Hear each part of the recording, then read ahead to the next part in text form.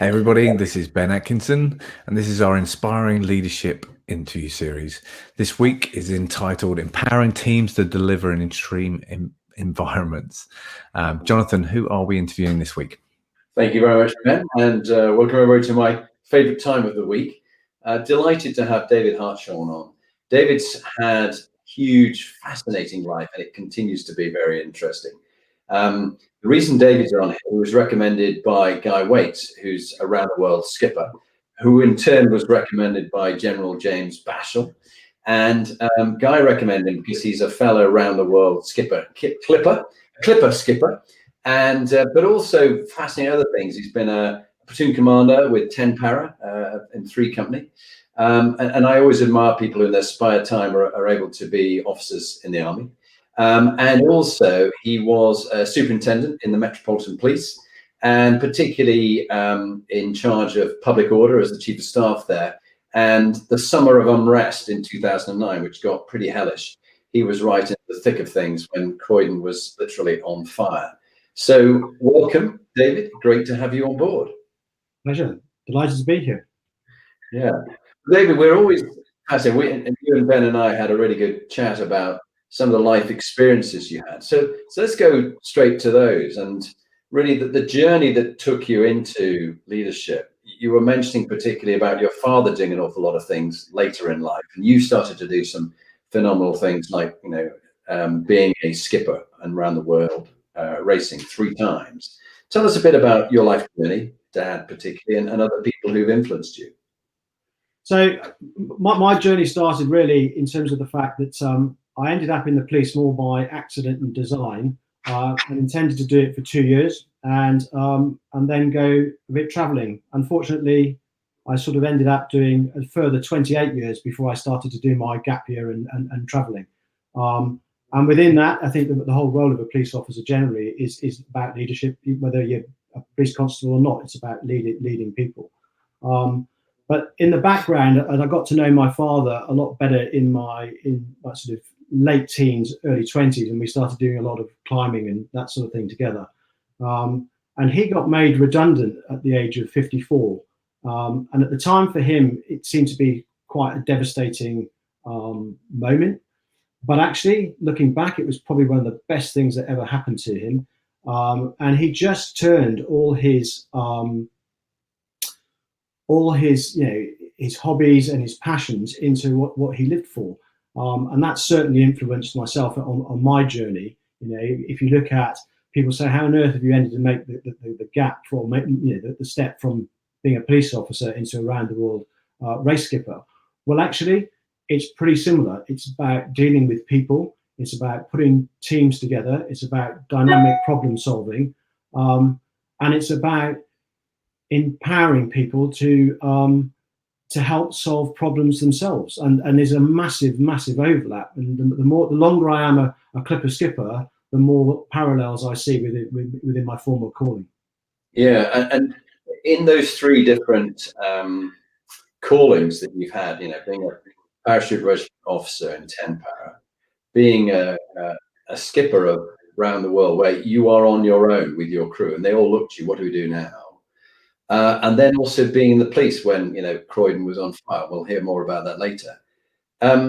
What have you found, perhaps the differences in leadership style? Because sometimes the army get a bit complacent and they look at the police and they go, well, you haven't got an officer corps.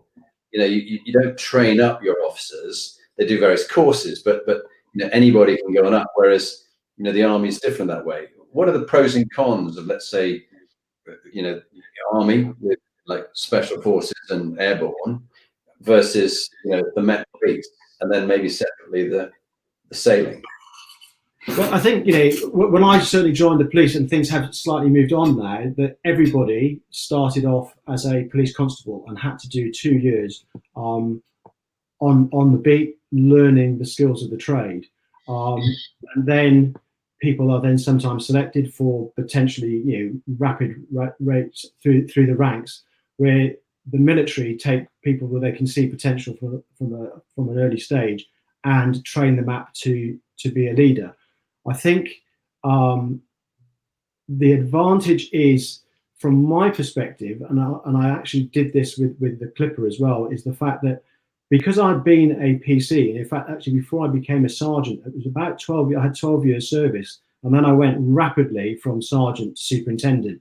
But I think what happened then is I knew the basic job. I knew what it was about. I understood the organisation, and I had worked with some great leaders. I'd worked with some pretty unimpressive ones. So I had a feel for what worked and what didn't. And I felt I was then mature enough to take on that role and lead people within the police. It so happened that at that time I was actually going through 10 para and was doing my commissioning course with 10 para as well. So they sort of came hand in hand. But then when I came on to be a Clipper skipper, one of the things I had a long conversation with a guy called Mark Light, who's now the race director. When they said, I went for a trial to become a training first mate with Clipper. And they said, are you thinking about becoming a race skipper? So I said, yeah, I am definitely thinking about doing that. I said, but before I do it, I need to know more about it. And I negotiated with Mark to actually do a leg as a crew member on the 15-16 race. And that gave me such an insight to help me when I started putting my crew together for the 17-18 race, to write some of the pitfalls that you fall into, and to have a feel for what it's like to be the bowman in the middle of the North Pacific in hurricane winds.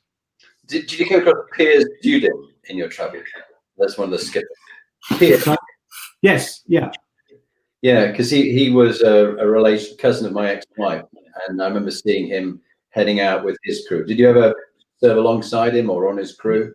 No. But I didn't know of him. Yeah. But it does take certain qualities to be a race skipper. I mean, you really are on your own, and huge responsibilities on you. The lives of your crew, and of course, you had a horrendous experience, which I think it's important to share about Sarah, which was such an impact on your crew and your life.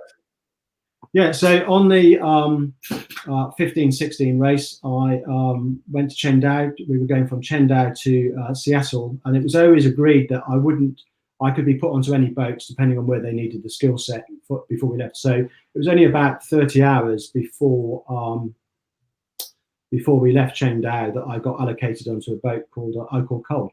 And strangely enough, out of all the crew on Icor Cole, I hadn't done any training for them, so I was fairly new to them as they were new to me. And then unfortunately, just as we were about 1,000 miles past Japan, heading into the North Pacific, we had a horrific storm. Came out of nowhere, really, and we were expecting it, but it came in a lot quicker than we were anticipating. And I was off watch, and Darren, the skipper, asked Sarah Young to come down and get myself and another guy called Dave as well to go and help them on deck with some, they needed some additional skill and muscle on deck. And as I was following Sarah at the companionway, we were hit by a huge wave, and just like being under a waterfall. And then as the water cleared the deck, I heard someone, it was in the middle of the night as well, it was about 11 o'clock at night, and pitch black, about 60 knots of breeze, and I heard someone call out, man overboard. And the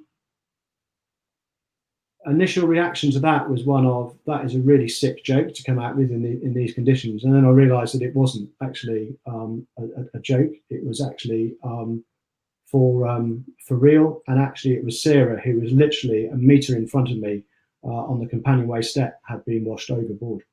And so, she had no line attached to her? She just... No, she wasn't.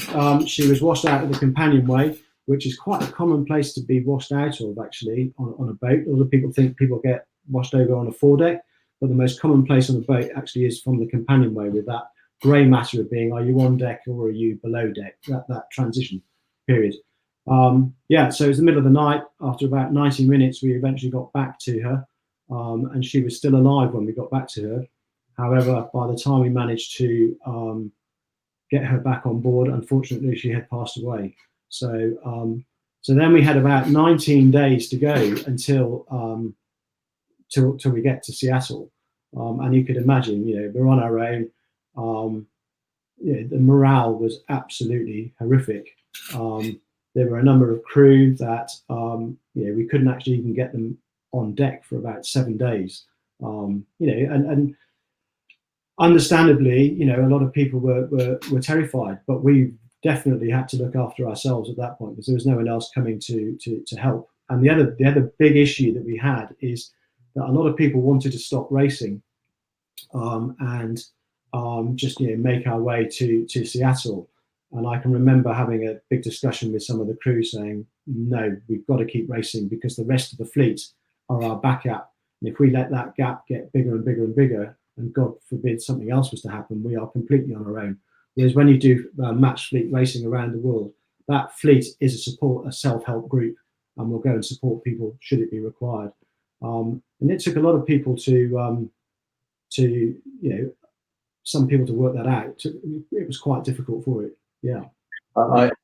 I cannot imagine just how hellish it was for you and the others to lose something like that. And you were talking about freeze, fight, how the human psychology, what people go through. What did you see others going through, and how did you cope with the fear and the anxiety and all that you were coping with? And how has it affected you since? So I think, for the first time ever, that was, from my previous experience with the police and with the military, you're talking about two groups of individuals, that generally, if something needs to happen, those people in the military and the police are stepping forward, whilst a lot of people are stepping back to come behind the protection of the police and the military. What did surprise me initially was that was the first time that I hadn't been working in that environment. And actually there was quite a lot of people that did freeze, and that was quite a big wake-up call to me. Initially, I was quite surprised with that. And then the longer I thought about it, when I did have time to reflect, is actually realizing then that people, a lot of people hadn't seen a dead body before, and then to actually have someone who's that, a dead body, who's someone who's part of the crew, a really, really major part of the crew. I'd done CPR on 4 people previously, but Sarah was the only person that I actually knew, and that whole thing was very, very, very, very different.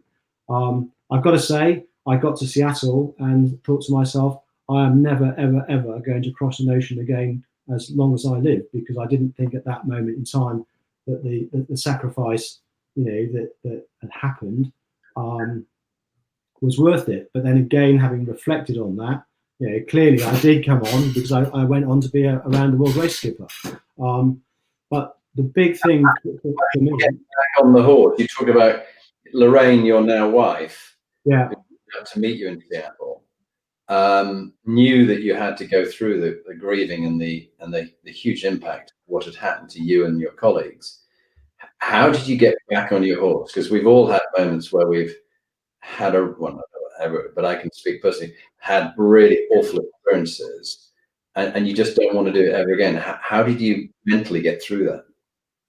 So that was quite an interesting one. I actually, I got back to the UK. I think it was in May, and then in June I was down to skipper a boat, a training boat for what's called level 1 for people who were going to be doing the 17-18 race. So the day before, I had a little bit of a wobble before I went down, and I phoned the chief instructor out and I said, do you know what, Ben? I'm quite happy to run the course, but I don't think I should be shown down as the skipper for it, because I'm not sure how I'm going to react, especially when we do man overboard drills and we put a life-size mannequin in to deal with it. So I said, I think it would be better if someone else is shown down as the skipper, and I'll do all the paperwork and all that lark, and I'll go and deal with it. Because if I do have a wobble, or I do have a sort of outburst, it's not coming from the skipper, it's coming from a first mate, so that so a bit of credibility for the company and myself. So in any case, I did it. It was an amazing course. I'd said to Paul, who ended up skippering the boat that week, I said, that's it. I'm not going to be doing this. And about halfway through the week, he said, "No, Dave, I think you'll end up doing it." I did all the debriefs on the last day, and quite a few of the students who said, "Oh, you are going to apply to become a skipper, are you?" Because and then they said something which really, was an incredibly powerful thing for me. Was they said, because if you are, we want to be on your crew. We want to come with you. And that was so. I can remember driving back from Gosport back up to Ripley in Surrey, and thinking, how am I going to brace this now with the rain? And then over a glass of wine that evening, on the Friday evening, I said, I probably am going to have to put an application in. And she goes, "Yeah, you always were. You just needed to find that way yourself." So so a bit of upward management from some of my crew that then became the greening crew. Yeah. So that for me really gets me, and that real inspiration from your crew, even though they weren't a crew who you worked with very much, who called you to find your vocation and follow you, because followership is just as important as leadership. Yeah. You've got to have people who are willing to follow you. Many people get into leadership positions and people follow them only out of curiosity into what they'll blunder and mess up next. But these guys said, if we're going to go out there and our lives are at risk, we want you to lead us. And how could you resist that, really? Yeah. It was a very, very powerful moment in my life, really. I think, one thing I do take out of the whole thing about losing Sarah is that she certainly, that incident made a massive impact on me. It changed my outlook as a skipper and how I run a boat. I used to run a boat safely before. I would probably say I run it 10 times more safely now. And also it just really, really reinforced to me two major points: that leaders build culture, and they set the standard. And if you let a standard go, then it's very, very difficult to regain and recover. So if you start letting some of the safety issues go, to suddenly then bring it back when it's needed, that's too late. It needs to be the big foundation step of an ocean race boat. And being a skipper in that kind of environment, one of your heroes you mentioned was Shackleton, who has done some legendary, very fine leadership. But yet there's stories about people who were exploring the Northwest Passage and things like that, disappeared. Even Hudson, his mutiny on him, he never came back. So it is the rawest, I think, the rawest form of, I've done some ocean sailing, but never of your standard, with in Scotland with not Che Blythe, I'll think of his name, John Ridgway, who was a real iconic guy, rode across the Atlantic with Che Blythe and things like this, and there's nowhere to go. You can be a parachute regiment officer on the ground somewhere, or a police officer. You can go back home.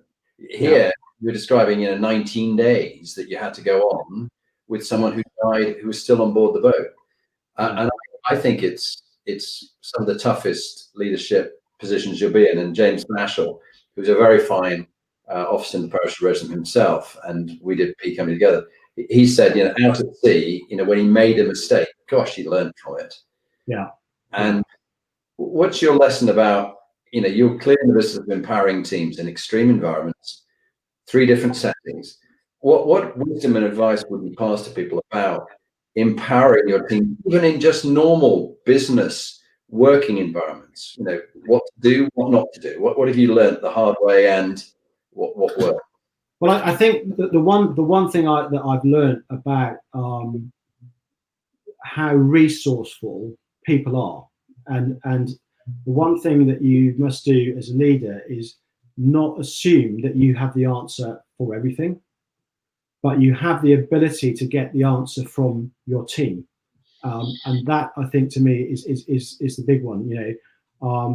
I've worked with some amazing guys on the Clipper race where we've had things break, and I'm looking at it thinking, I have no idea how we're going to repair this.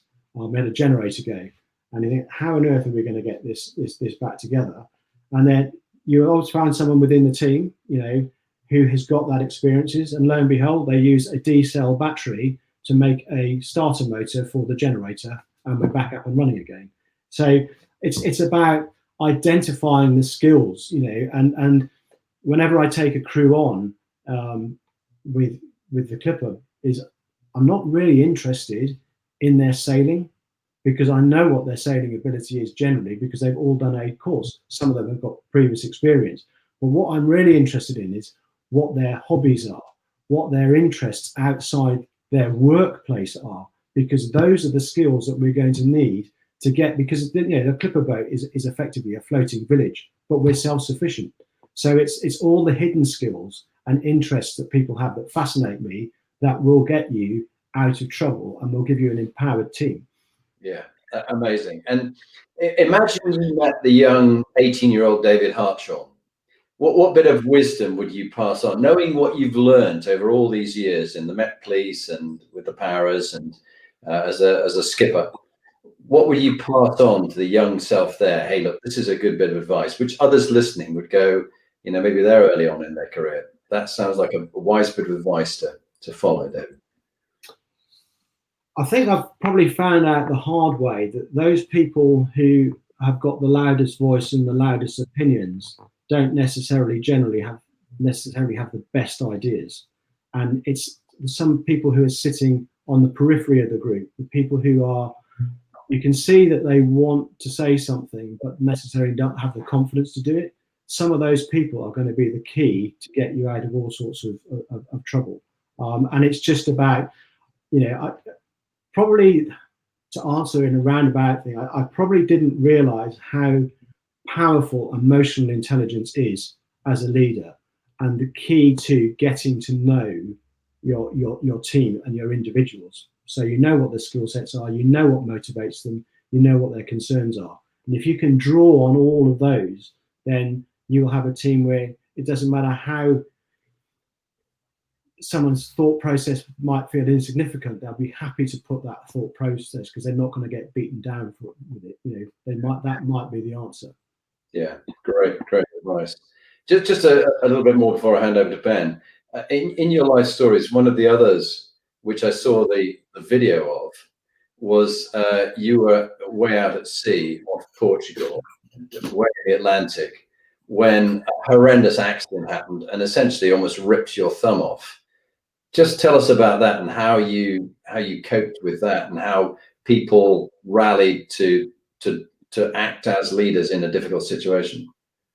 So that was on the 17-18 race. It was day 7. We had come out of Liverpool. We'd made a conscious decision as a team that we weren't going to follow the rest of the fleet, and that we were going to go further west. We were heading down to Uruguay. So lots of people dived straight down to the Bay of Biscay, and we went further west, way out beyond the continental shelf and out past Ireland, because we could see a big weather system coming in, and we thought if we could get into that weather system before the rest of the fleet, we would make up the distance and we would have a good run. And lo and behold, yeah, we got into it, and at that point we were 12th, but the wind kicked in. We were able to get the ASLs up, the asymmetric spinnakers up, and away we went.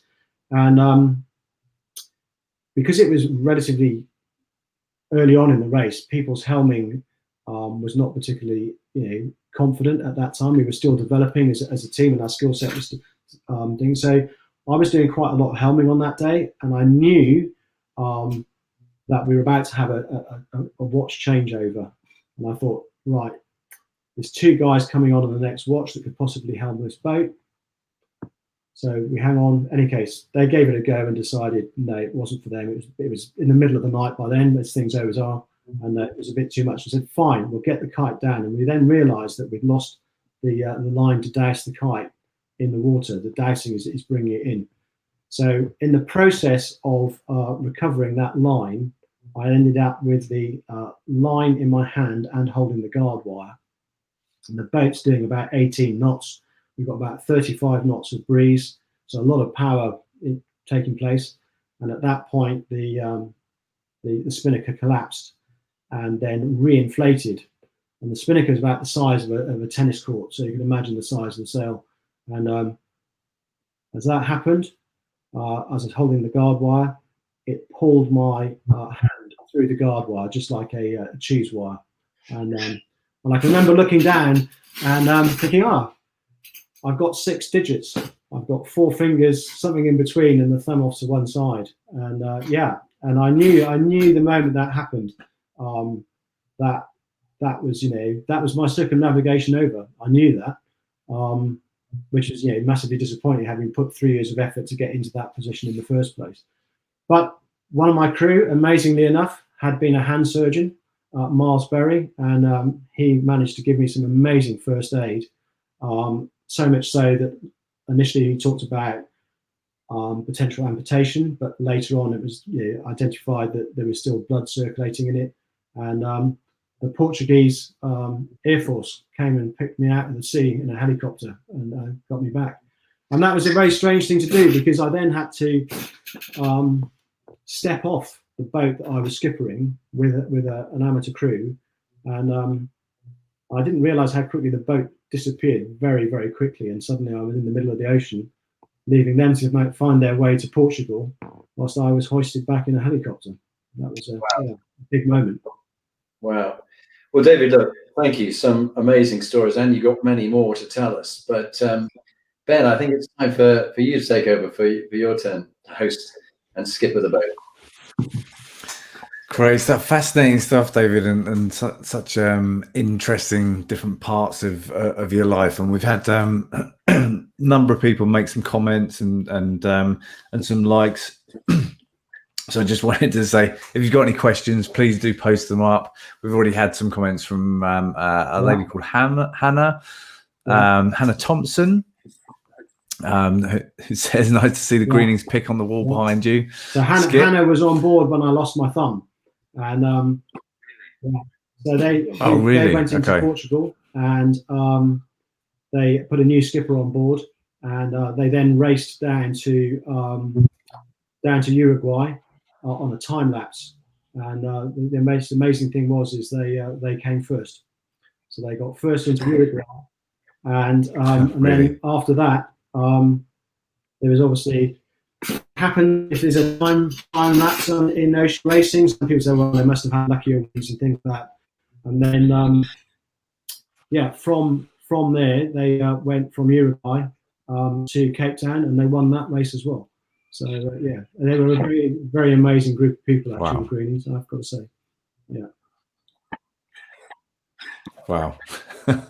Well, thanks for the comment, Hannah, and well done. It sounds like they did an amazing job. We've also had a comment from Don McIntyre, and I think it's quite relevant to what you've been talking about here. So in your lowest, darkest times, how do you pick yourself up, dust off, so you can lead and inspire others through hard times? I think the biggest thing is, if you go back to the Sarah one, which is probably pretty extreme, is that you've got to be able to take that emotion and bottle it up and put it to one side to get on with the task that's in hand, and to look after the people that you're then responsible for, but with a massive caveat that you can't put that emotion to one side and forget about it. When you get that opportunity, then you need to offload and talk that through with someone else. You can't just put it in your pocket and forget about it and think you're under control. You've got to know that you need to deal with that, but you've got to find the right time to deal with it. And it is a difficult one. I think there's, if there's any crisis going on, generally you can solve the problem with a crisis. But whatever crisis happens, you get a lot of white noise, and you've actually got to go back to basics. You've got to put that white noise to one side, and you've got to be quite clinical in a way by then putting things into compartments and saying, right, these are our priorities, this is what we're going to deal with it. But again, going back to those dark times, again, it's about then just creating a bit of space for yourself, and then trying to put things into perspective. And also, any leadership role, it's an honour and a privilege to be able to lead any group of people in any given circumstances. But with that comes responsibility, and that's where you earn your corn, at that moment in time. Yeah, definitely.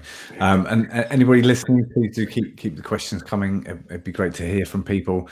And so just sort of more on that sort of that ability to lead through crisis and change. What in your opinion makes a good inspiring leader? I think it was I might get the quote wrong, but it was JFK that came out with it. Leadership and learning are indispensable. They're massively interlinked. And I think anyone who's an inspiring leader, the learning comes in it from two ways. A, they're looking to learn and develop themselves, but more importantly, that they are looking to develop and give those that they're working with that opportunity to learn. So I think, a good inspiring leader is going to have a lot of humility with them. They're going to be a good communicator.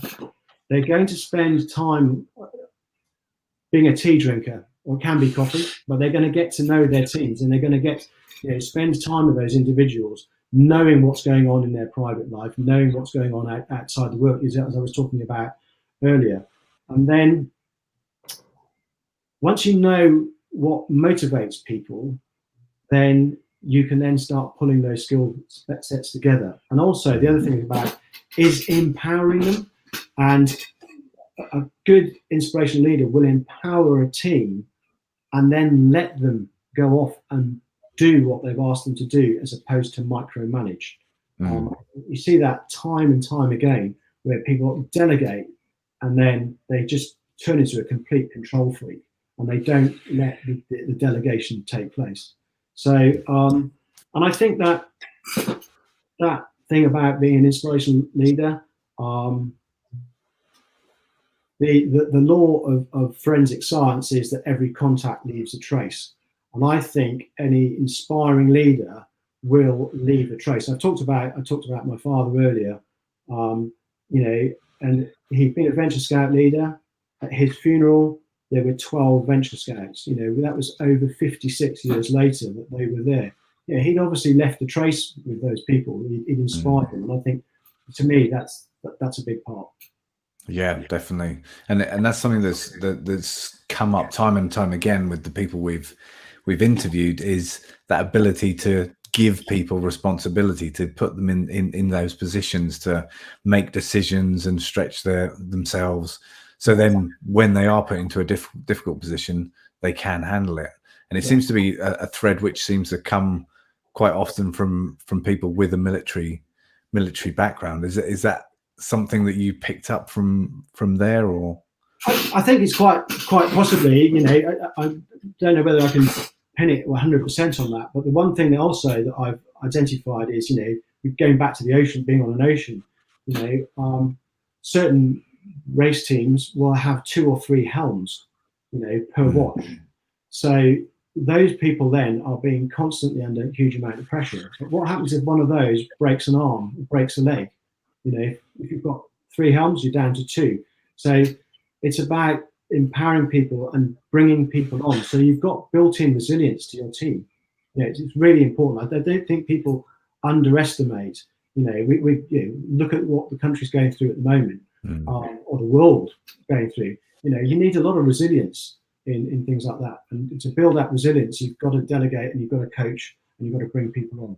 Yeah, definitely. And Anthony Cope has asked a question which brings me on to my next question, but is looking at who has inspired you, which leaders have you found inspiring?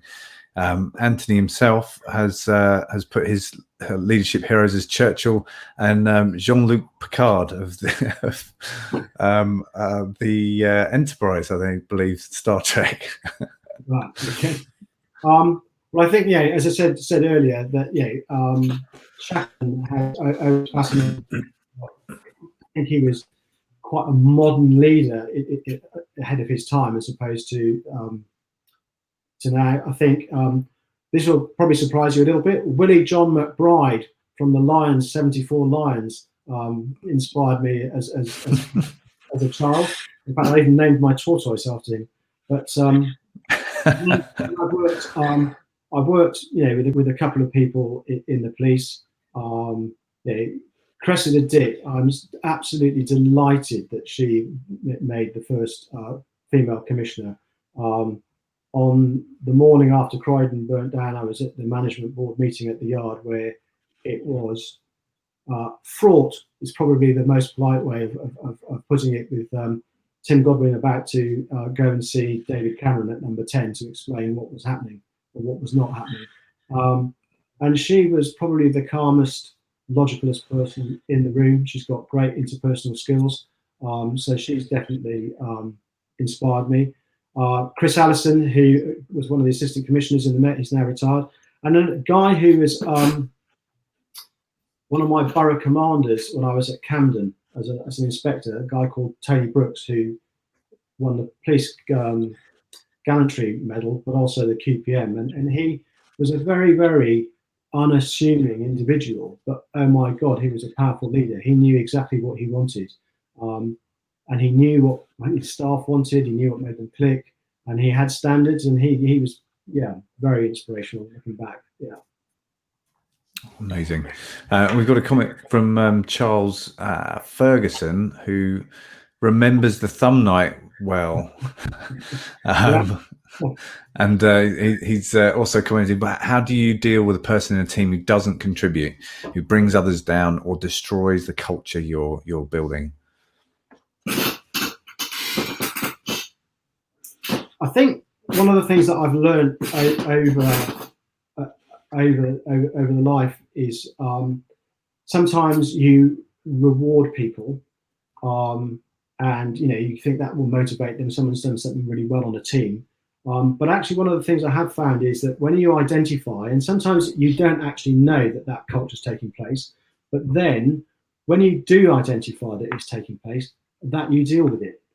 You don't try and brush it under the carpet, and you try and, whether that's done in a private meeting or whether you do it, as a team. And quite often, if it's brought to your attention and you've got a strong team, and you can have a team meeting or get someone to facilitate a team meeting, and actually it can be done in open forum, and actually that can be very, very powerful to get that, so that people can unpick the whole issue. But the one thing you have to deal with it is, once it's been identified, is to deal with it and not walk away. Yeah, I think probably now more than ever, when people are not in close proximity, and there's probably a lot of situations which arise where things are misread. I think you're right. I think that getting things dealt with quickly and meeting them head on is probably vital now. How do you sort of see leadership being impacted by COVID? I think there's two things that immediately strung out for me around COVID. Is that a lot of business models or working practices are being thrown up in the air. So there's going to be opportunities to actually look at different ways of doing things. Actually, is this the correct way? What is the mission of this company, for example? Is it still valid? Because we have almost a new world order. But also, some of the things that I've been talking about now, which I passionately believe in, about getting to know staff, that's, potentially a year ago, we might have all been sitting in the same room having this conversation. But now we're doing it, spread across the United Kingdom. And it doesn't matter how much you deal with on a Zoom meeting, you don't pick out some of the inferences. It's a pretty quick communication tool, but it's not as good as actually spending some time with people for a long period. And I think it will be very challenging for leaders to get to know their staff, and also to possibly identify some of the App and Bright coming people. It'll be more difficult because you're not going to know them as well over a long period of time. Yeah, it'd be really difficult to picking up on the stuff you said earlier, to get to know them, get to know the things which aren't obviously there at the forefront of their strengths. And I think also a really important one is to make sure everyone's heard, and that's a really difficult thing, I think, now with Zoom meetings, and it's really quite easy for people to just get into the background and be doing something else and not be joining in. Saying earlier, doesn't it, about the person with the loudest voice is not necessarily the person who's got the key to solving the problem. Yeah, exactly. And it gives a different dynamic as well, because you're on a Zoom meeting, you're on or whatever provider you're using. It's almost like you're on TV or performing in a little way. Something that Todd Dewitt from our interview last week said. Everyone's got to realize they've almost got to turn their personalities up a little bit for the current world we're living in, and to be heard. It's a different way of working, I think. So with yourself, we always sort of look at successful people like yourself, and you've been through different sort of chapters in your life and quite different experiences. We look at the habits that have made you sort of successful over those experiences. So we ask a series of questions which are a bit sort of quick fire, looking around sort of healthy, wealthy, and wise. So this also gives an opportunity for other people to chip in and make comments and ask questions as well. So on the healthy front, what have been your sort of habits to keep you healthy, both mentally and physically? So I used to do quite a lot of running. I've run the London Marathon 3 times. And one of the things I haven't restarted in lockdown is back running, and that would be good for keeping me healthy. But also, it's a great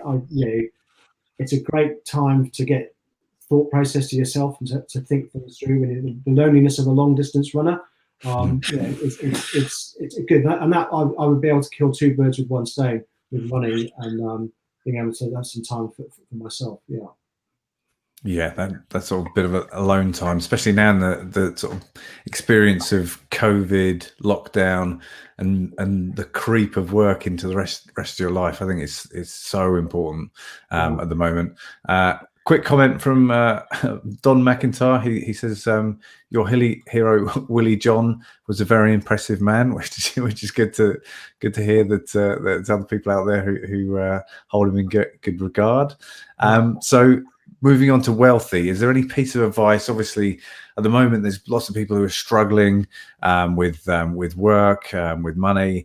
Is there any piece of advice that you give about money or have been given that has been useful over the years? I've got to say, I'm going to let you down on this one. There's nothing really that massively springs to mind. But the only very odd response is that my grandfather, who ran a series of garages and made money in his wealth through selling new cars, the piece of advice he gave me was never buy a new car. Well, that's not a bad piece of advice. Depreciation, as soon as they're off the forecourt, is pretty major, isn't it? And then finally, a piece of wisdom that you strive to live your life by. I think this goes back to definitely goes back to my father, and I can really equate with that. Is there are graveyards full of indispensable people. For me, that's live life to the full, and to take any opportunity that's given you away, to give it a go. I forget the name of the book, but there was a book that was quite big in the 80s, early 90s, which was Feel the Fear and Do It Anyway. I can't remember who wrote that book. It was a female, but that Feel the Fear and Do It Anyway, combined with the that whole thing, graves full of indispensable people. That's the way to live life. Yeah. And when did you sort of start living that sort of feeling the fear bit? When did you start pushing yourself in that way? I think probably from my 20s. I mean, it's funny when you talked about the Parachute Regiment and stuff. It was I went to join the TA and went to my local unit and discovered when I arrived there that it was part of the Parachute Regiment, and I immediately thought, oh my God, I'm not up for this. I went in and started speaking to someone, and then before I knew it, I got hooked and was in it. But that was very much then, I'm probably, or didn't think I had the skill set or the mental ability to do that. But no, I gave it a go, and yeah, I got there and got my commission as well. So that was a double whammy. So yeah, take any opportunity. Yeah. Quick one. It was Susan Jeffers, Feel the Fear and Do It Anyway. Great book. Right. Susan Jeffers. Yeah. Fantastic. So we've got a couple of comments and questions just to sort of add in here. So we may hear some background noise as my daughter's arrived home, so there may be some noise in the background. Try and ignore it. When in a team, egos are in the mix. How do you keep true to your convictions and retain belief in your leadership skills? That's a great question. And on the last Clipper race, we inherited someone from another boat, which is quite an unusual thing to do because there were some big clashes of egos. And what I did then is I actually got all the crew in, and we went and we revisited our values as a team, and said, right, are they still valid? Do we need to readjust them? And also, what that did is it re-emphasized to some of the individuals who egos were expanding that actually the values of the team were probably more important than their opinions. And that was quite a powerful meeting, but it definitely worked. Yeah.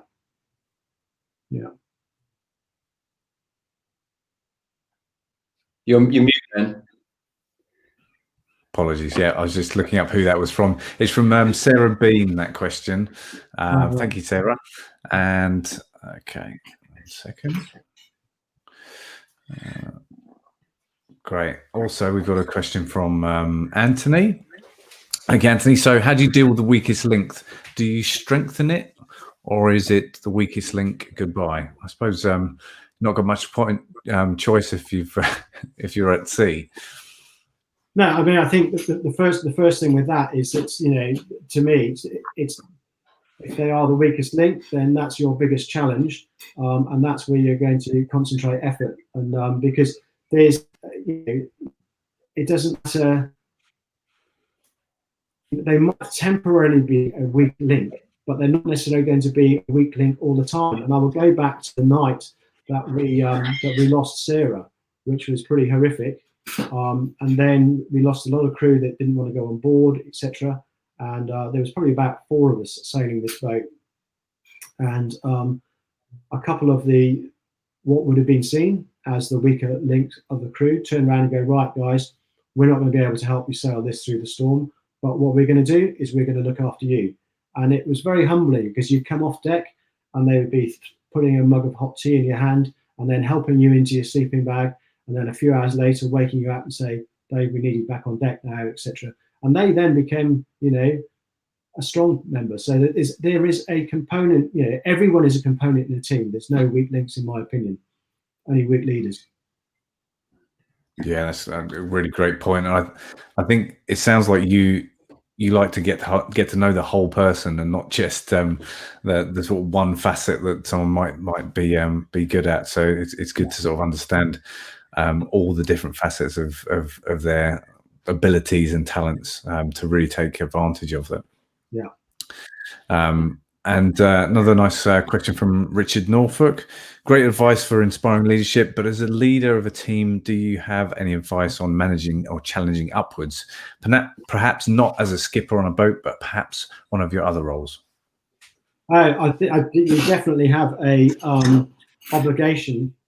If you are a leader and you're not at the top of the pyramid, you definitely have to have that ability to stand what you believe in. We talked about before we came on air about the night that Croydon burnt down, and had in case of that night with Hogan Howe, then became the Commissioner of Metropolitan Police, and it was quite a heated debate. But for me, what he was asking was wrong, and it was the wrong thing to do at that time, and I refused to do it. That did have an impact on my career, no question about that. But good news is, at least, and I am still shaving Ben at the moment, so I can look at myself in the mirror and I held my own on that one. So, yeah. It's definitely you have you also have a huge obligation for the team that you are leading to manage upwards as well. If you as a team something is wrong, okay, you might not get the final say, but you have a corporate, or you have a obligation to represent your team. Yeah, and I think there's a real sort of healthy balance in that. I think in that sort of leader and team relationship where a team can challenge upwards, and it makes for a better leader, because you get honest feedback, you get all the information that you should be getting, and without it, I think massive mistakes are made.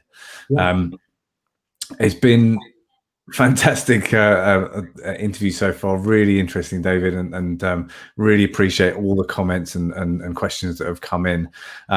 Just we're sort of coming into our last sort of 5 minutes, so we're going to start sort of wrapping up, and so if anyone's got any last minute questions, please do post them up now. So something I'd like to sort of ask you is around how you think people, or your tips on leading through crisis and challenge, because I think that we've gone through a year of lots of people understanding that leading in crisis and challenge is a very different beast. It'd be great to hear any tips that you've got for people for doing that. I think one of the most obvious one is that you don't want to be learning the steps to the dance when the crisis arrives, when the band strikes out. So it's about having preparation beforehand, and having a series of what ifs or contingency plans. I mean, for example, one of the things we regularly do with all the watches whilst we're at sea, they will be sitting there and saying, right, what would happen if the main sheet broke now? What would happen if the shrouds supporting the mast gave way? What would our initial actions be? So you've always got to have, assume that things aren't going to go well. So you need to put that into place. And as I said earlier, I think one of the biggest things that you need to do in the initial crisis, when it first starts, is you've got to block out the white noise. You've got to turn around and say, right, what are we about? What can we achieve? What can we influence? And set maybe 3 priorities and focus on those. And then when you get a better feel for what's happening, you can then expand on that. But you've got to really narrow it back down to fundamental basics and not overstretch yourself. And the other thing as well is, a lot of crisis management is, I was in the special operations room on when we had the bombing attacks on the tubes, etc., in London, and one of my bosses at the time turned around and came in. So this is when the initial assessments were coming back. Turned around and he said to myself and 2 other guys, he said, right, you're going home now. Right? In fact, we didn't go home. They put us into a hotel across the road from New Scotland Yard. He said, because we need resilience. I talked about resilience earlier, and he said, everyone's going to be burnt out in 10 hours. That's when we need you to come in and pick up where we left off. So it's about, watching your staff, watching that you don't get burnt out, and pacing yourself. Yeah, definitely. There's been lots of comments as we've sort of been going on. Simon Pountin has said this has been a great session. What's your next leadership journey? Well, the race at the moment is on hold at the moment, and it's not looking unlikely now to start until next August. So my plan was that I wasn't supposed to be on this race, that I was going to go and do the 21-22 race, but it now looks like I'm going to go and finish this race and then go back and do 22-23 and get my circumnavigation in one hit. That's probably my next plan. Yeah. That's the plan, right? Do you miss it terribly when you're not not getting ready for a sail or a journey? No, I find it's been the whole of lockdown has been quite strange for me. So suddenly we were in the Philippines when the race got called, and we were right in the thick of it. We were just about to leave to go across the North Pacific, and suddenly, so I'd gone from really intense working to absolute standstill, nothing.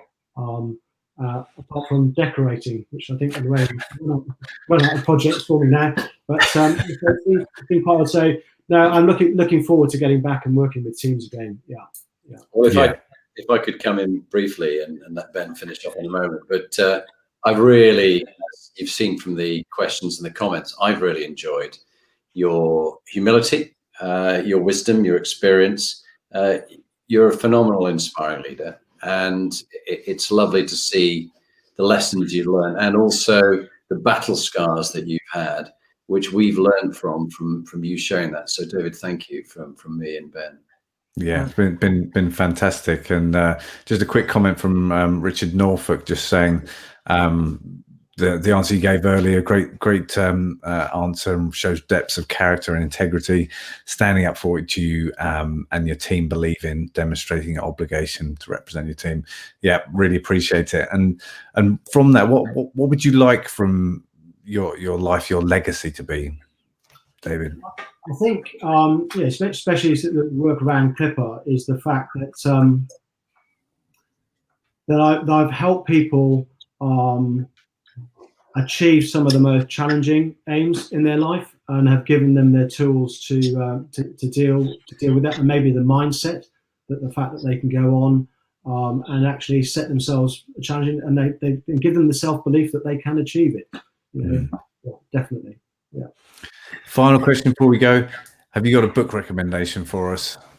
Well, I've got one actually, and it is leadership based, and I read it going through the Southern Ocean on the last race, and it's Open Side by Sam Warburton, and it's the story of him becoming the Lions captain and obviously the captain for the Welsh Rugby. But it's a really, really good insight into the self-sacrifice and his passion for developing people as well. And very humble guy, and definitely worth a read. Fantastic, David. That has been fantastic and such a lovely sort of finish to the interview. A couple of comments from Hannah. Thanks, Skip, inspiring as ever. And Sarah Bean again. So definitely, I've learned so much from you, Skipper. You remain a great coach, mentor for me. Thank you. Thank you so much, and thank you so much for everyone that's commented and asked questions. And please do stay on the line when we log off, David, because it'd be great to have a chat to you afterwards. And just to add before we go, for those listening, next week we've got a break, and then the week after we've got Charlotte Valeur, the chair of the Institute of Directors. The following week we've got Scott Parazinski, who is a NASA astronaut and author of The Sky Below. He's been to Everest. He's been down the deepest volcanoes. Michael Jacobson, a business coach, the week after, an entrepreneur and author. And then the Olympian, Derek Redmond, who was part of that team that beat the Americans. And then Dally Williams, a judo gold medalist. So we've got some great people coming up. And David, thank you very much indeed. You're welcome. Thank you very much for having me. Thanks so much.